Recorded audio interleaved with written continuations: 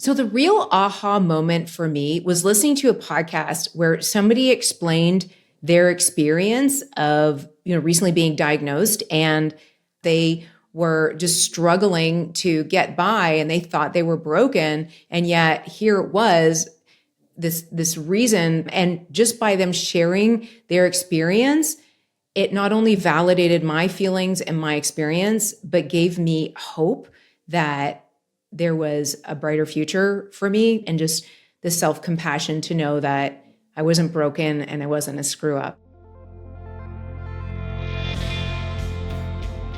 From the Understood Podcast Network, this is ADHD Aha, a podcast where people share the moment when it finally clicked that they or someone they know has ADHD. My name is Laura Key. I'm the editorial director here at Understood. And as someone who's had my own ADHD aha moment, I'll be your host. I am so excited to be here today with Caren McGill, ADHD coach and creator. You can check out Caren's excellent work on YouTube. It's under her name, Caren McGill. She is also the host of the podcast, It's the ADHD-Friendly Show. Yay, we love podcasts, of course. Caren, welcome to the show. So excited to have you here today. I am so pumped to be here. Thank you for having me. Yay. Well, as my listeners know, I like to get started by hearing about your ADHD diagnosis story. Tell us when you were diagnosed and what was going on. Well, 2020 was going on. Yeah.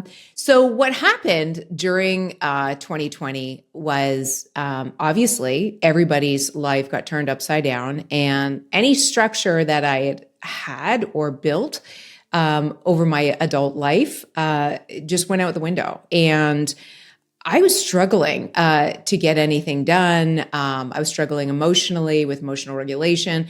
I just couldn't cope very well. And around that time, I was listening to a podcast by Chalene Johnson. Not sure if you're familiar with her. Yeah. Okay. Yeah. And she also was talking about recently getting diagnosed with ADHD. And she just happened to share her experience, which was a light bulb moment for me. And I thought, oh my gosh, maybe that's what it is. So I went down a rabbit hole, as one with ADHD does, and started researching it. And I was convinced that I had it. So I, had the privilege of having access to, the appropriate diagnostic testing to go down that route, which I know a lot of people do not. The process took about 3 months.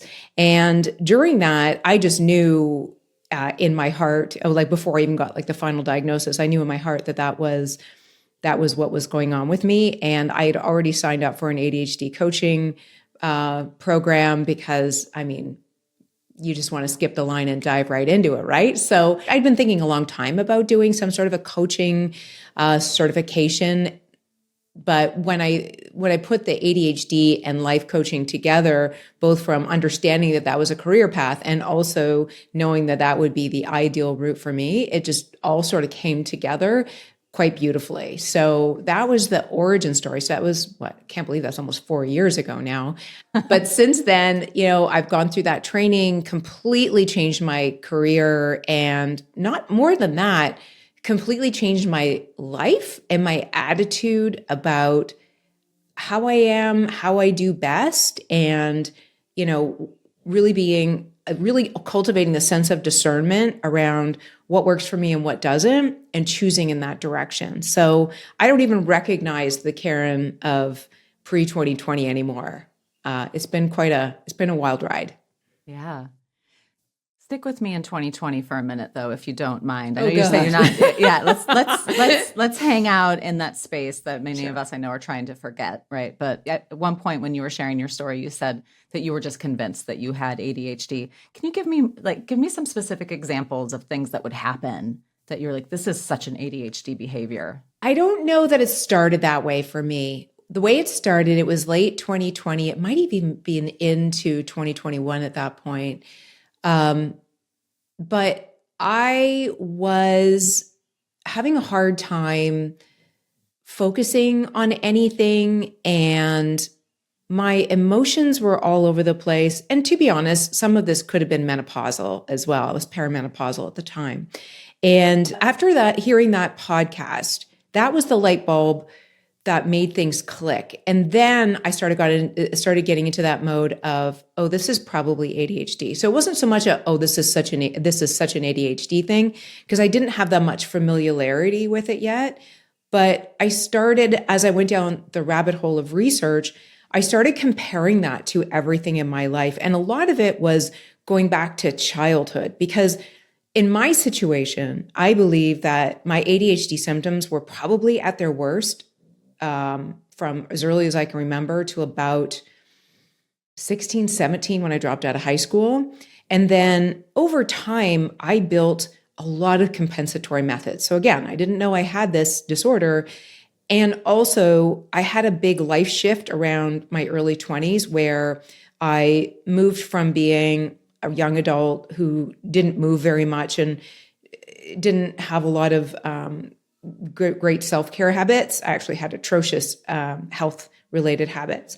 And I shifted from that to really embracing fitness, which was not an overnight thing, but it did gradually happen. And the more I got into it, the better I felt. And the better I felt physically, the better I felt emotionally.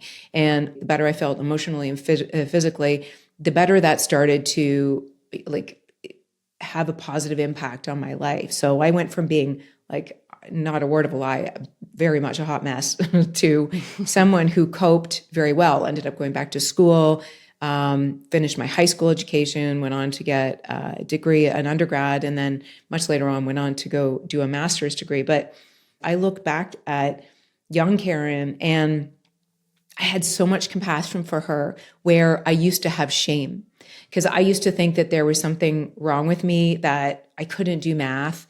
I couldn't tell time till I was 13.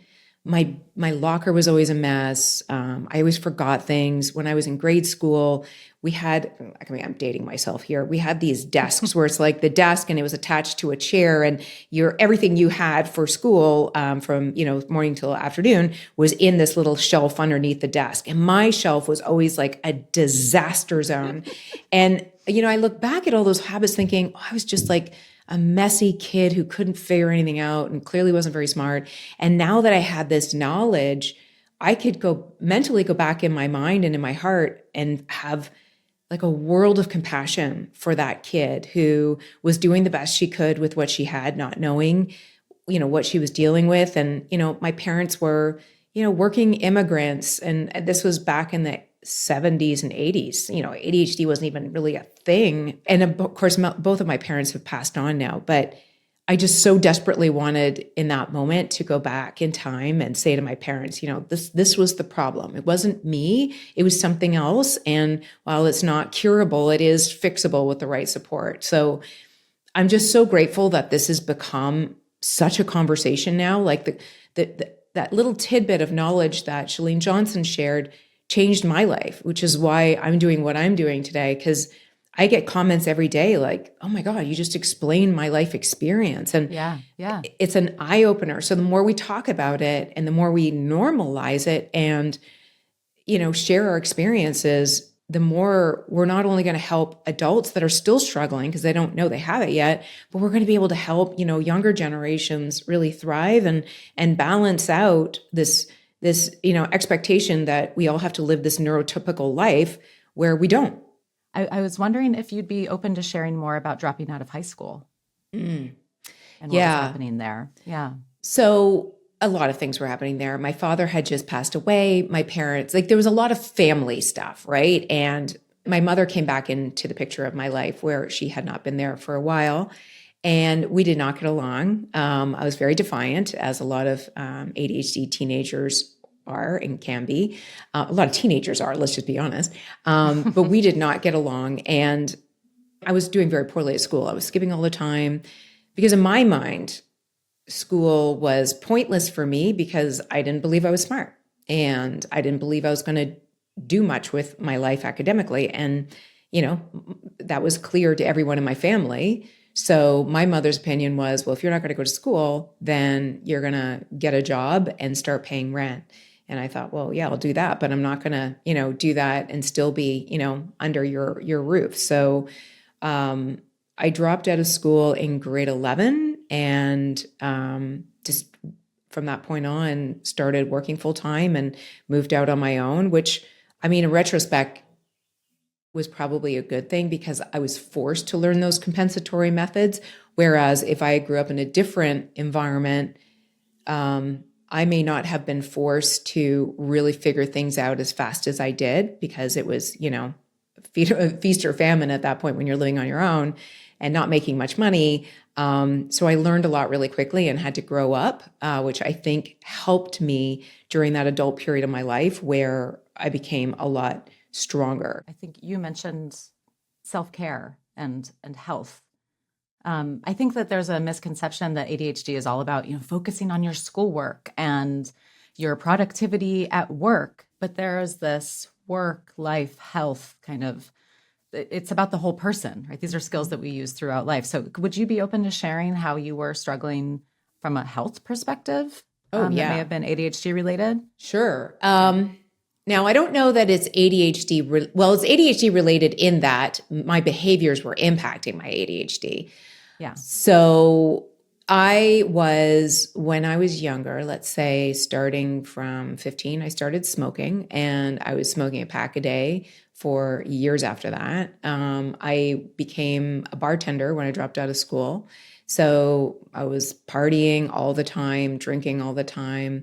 I ate at the bar that I worked at, which was a Roadhouse, and it was just kind of salty, maybe not the best Mozzarella characters. sticks. Yeah. Oh, no, I was talking about the people, the salty, I thought you meant individuals. The food. Oh, yeah, no, the food, but you call that one mozzarella sticks and chicken wings and hamburgers and things like that. That was my diet. And I was up all hours of the night and sleeping through the day. I had no structure. I just had to make sure that I showed up for work on time. And that was pretty much it. Like, my lifestyle was really bad. And the impact of that was I was terrible at taking care of myself. I was terrible in relationships.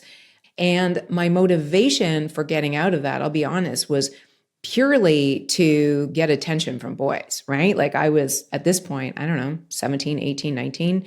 And that was my modus operandi. So I thought, I'm tired of being overlooked. So I'm going to work on my appearance.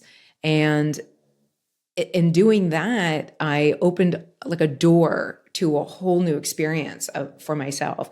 It started with throwing on a pair of cheap Keds and, running around the block and getting shin sprints, but doing it again the next day. And it was started very, very, very, very small. And the more I felt the impact of it, the more I was excited to keep moving forward. And that completely changed the trajectory of my life. Wow. Well, good for you. Do your ADHD related challenges feel more difficult or more present if you, for some reason or another, aren't able to exercise or to do your fitness routines? Oh my gosh, yes. Like, today it's a lot more than just a fitness routine, but every day I have like 5 things. I meditate, just short meditation. I get 10,000 steps, which means that's my non-exercise intended steps, like just walking around the house, taking the dog out, stuff like that. A 20 to 30 minute workout. Oh, a heart coherence meditation. Oh, and a good night's sleep. If I can get all of those things, you wouldn't even know I have ADHD. If my sleep goes off, if I have 7 hours or less, you will immediately see that I have ADHD. And when my sleep is off, then it's like almost like a domino effect of all of the other habits go out the window because I'm not really good at follow through or self-orienting. So it always, for me, starts with sleep. So fitness is a piece of it, but it's probably not the most important piece of it. Yeah. And sleep is so important especially for people with ADHD. Yes. Yeah. Do you ever feel like if you don't do one thing, I mean, you mentioned this with the sleep, but if it's anything else, do you have this all or nothing feeling? Like, I'm not going to do anything then. Or are you able to moderate that? No, because for me, sleep is emotional regulation. If I don't get enough sleep, that the dysregulation is the root of all of my poor habits, right? That if I don't get a good night's sleep, I'm going to be tired, so I won't want to work out. I'll be unfocused, so I won't want to, first of all, not meditate, but then finish anything that's important or be productive. And at the end of the night, I'm feeling tired and grumpy and disappointed in myself. So I'm going to sit on the couch and eat junk food and drink wine. Like, that is that is the downhill spiral that starts with a night of either poor sleep or not enough sleep, which is, I mean, it's hard, right? Because I don't always have control over whether or not I have a good night's sleep, but I do my best to ensure it happens and, just hope for the best.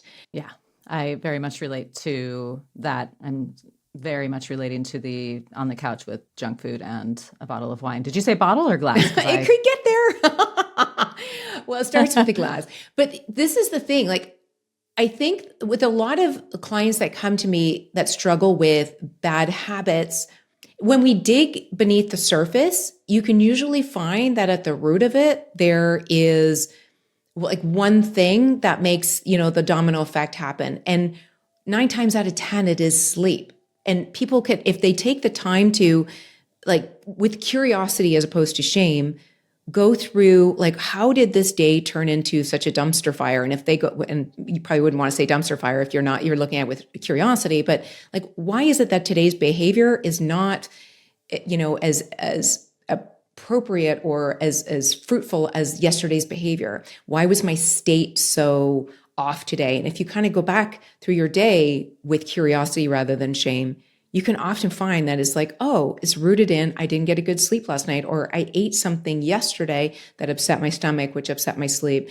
And with that level of curiosity, you can find, the domino effect, the trigger that makes things go one way or the other. And for me, knowing that sleep is my trigger, that's why I prioritize it above everything else. That is my full-time job, because without it, I can't do my full-time job.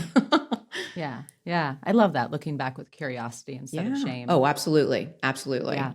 So, Caren, I love talking to ADHD coaches.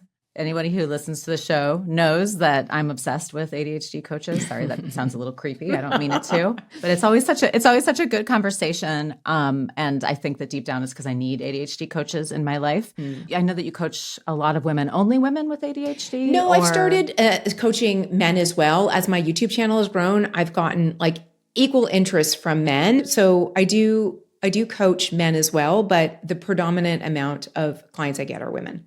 What kinds of things are you hearing women with ADHD are really struggling with these days? Oh, beyond a shadow of a doubt, majority of clients who come to me, the feeling they have is overwhelm, and like there's just so many things to do and not enough time in the day, which underneath that is, I'm not reaching my potential. I'm supposed to be doing all of these things. I look to the left and the right of me, and all of these people around me are doing so much better at life, or at least making it look easy. And meanwhile, I can barely get myself out the front door every day.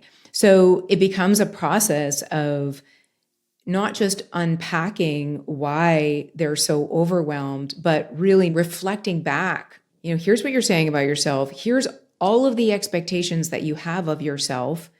Is this really realistic? And when they start to break it down and have that non-judgmental conversation with someone else, they start to realize that it's their own executive dysfunction that's getting in the way. Because let's say one of my early clients came to me with a goal list of 44 things that she wanted to accomplish in the next quarter. And when I say 44 things, some of it was, help somebody with their struggling marriage and, start a new business. Like that would be one line item.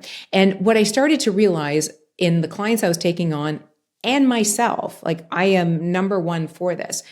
One of the biggest executive struggles, the executive function struggles that I think a lot of women deal with is not only that we have all of these things going on and we feel overwhelmed, but it's the prioritization skill, right? Like it's being able to look at all of these things and seeing what's important and not important. And when you don't have that ability to discern in the moment that this is important, but this can wait, and this is worth stressing out about, but all of these other things are not, then it becomes incredibly overwhelming. And you think all the things need to be done right away and they're all equally important. And no wonder you can't move forward on them. So it's a process of pulling that apart and building those muscles of discernment to realize what's truly important and what's not important or can wait.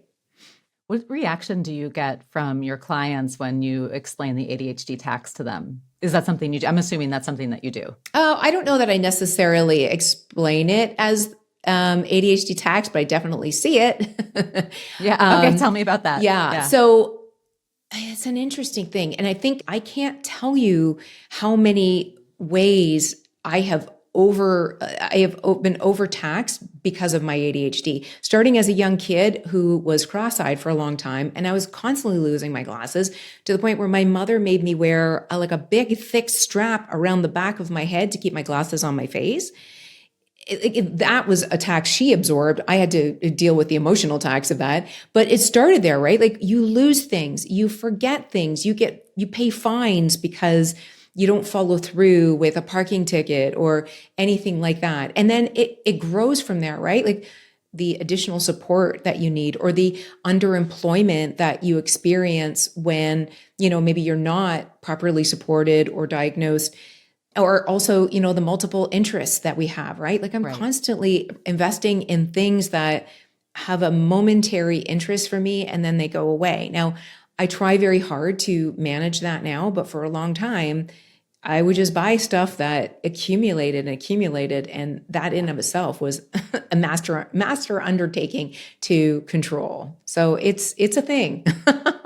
How do you manage that now? What was your secret? Okay. So this is going to be a bit of a life lesson. So it's going to be a big answer, but the most important thing to me, the thing that motivates me intrinsically, not extrinsically, so not like shiny objects, is freedom of time and resources. So when I have autonomy over what I do and when, like I feel at peace, and peace is a big thing for me. So I never felt that in my day job for, my entire corporate career, because I was never doing something that I was truly inherently interested in.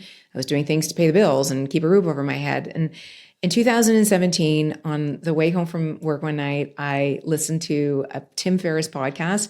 And the whole conversation was around looking at money in a different way. Like the money in your pocket, your dollars are an army of employees that can work for you, or they can be the employees that go out to the Gap and become a sweater that you never wear, right? Like I got home, like I completely lost my mind and I was like, honey, we're going to retire early. And I completely changed my life, the way I spent money. I became a minimalist to the degree that I could. I call it messy minimalism because you think about minimalism as this austere and organized lifestyle, which is not mine. But I became a messy minimalist. I got rid of things that just didn't mean anything to me anymore. And that took me down a course of, creating boundaries. This was pre-diagnosis, but I knew I had this propensity to buy things I didn't need. And I knew where they came from. The triggers came from my email list when all of my favorite retailers would say, hey, there's a sale this weekend. And I would buy things I didn't need. So, I combed through my email and I didn't have Amazon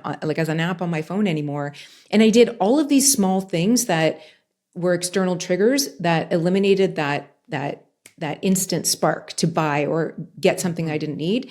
And as I was able to manipulate my environment to manipulate my behavior in a positive way, it really did move the dial. I know it sounds kind of simplistic, but that's where, the answer. I wasn't thinking that at all, Caren. Oh, really? I was thinking like, oh my gosh, how, like, I want to do this. And I was actually starting to feel a little bit overwhelmed. Like, I want to do this. Oh, I want to do all of this. And then get excited about money and finance. Like that took me down a rabbit hole of personal finance and get an app on your phone where you can track your personal wealth or your personal debt.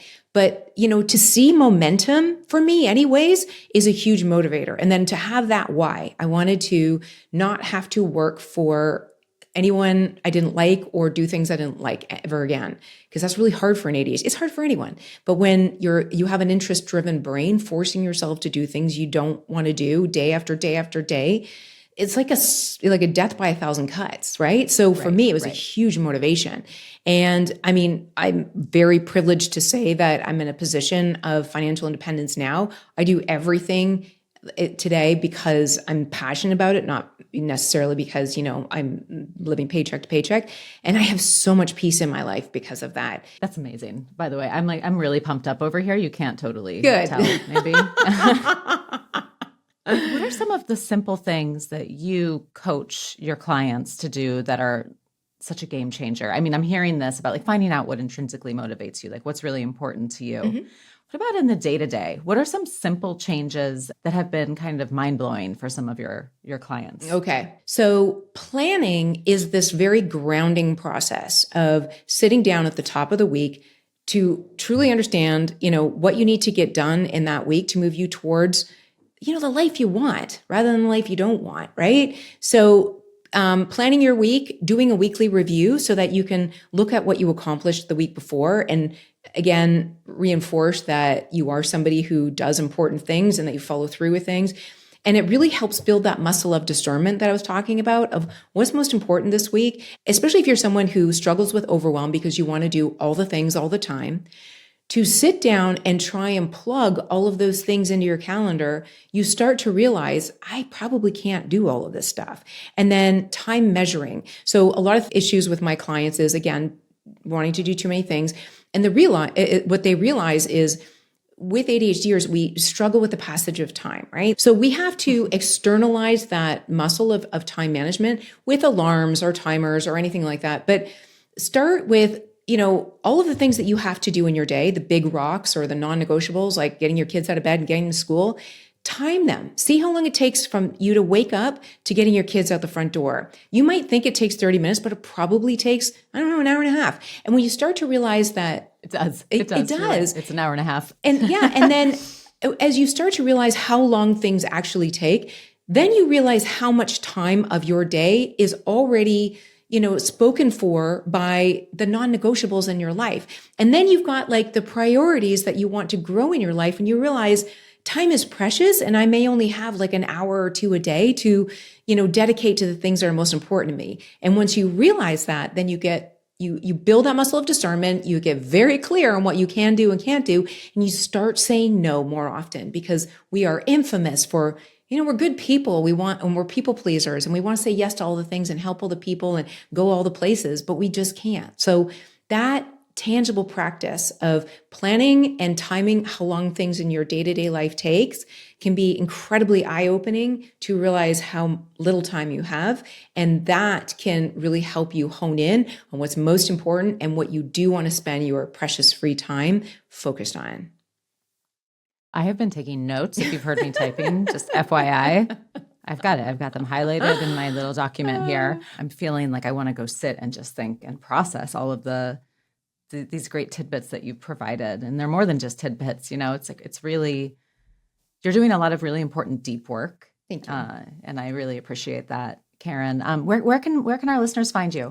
Well, if you are a YouTube watcher, then I would love for you to come find me there. And you can also, if you're a podcast person, like you mentioned at the top of the show, my podcast it's the ADHD-Friendly Show, and jump on my newsletter because if I'm, ever doing workshops or anything like that, people on my newsletter will be the first to know about that. So that's where I share all of the content that I build out every week as well. Oh, and Caren, one more really quick question. I know that we need to go, but I've been meaning to ask you. Tell me about the top knot, the hairstyle in the thumbnail of your podcast. Oh, that's so funny. That's actually just stock photography, and I found that one day. First of all, it's a pink background, and I love pink. But the top knot to me is just so symbolic of get your hair up in a messy bun, throw on some lipstick and get her done, or lip gloss, whatever you want. It just, to me, it's symbolic. It's like a lexicon of we're just going to put our hair up and we're going to get this done. So love it. That's how I interpreted it. Exactly. The messy bun. Yeah. Okay. Messy bun, get it done. Cool. Well, thanks so much for being here today, Caren. My Everybody pleasure. check out all of Caren's great work. And yeah, thanks. It's been really lovely. Oh, I so appreciate being on, and I appreciate your time. Thank you as well. You've been listening to ADHD Aha from the Understood Podcast Network. You can listen and subscribe to ADHD Aha on Apple, Spotify, or anywhere you get your podcasts. And if you like what you heard today, tell someone about the show. We rely on listeners like you to reach and support more people.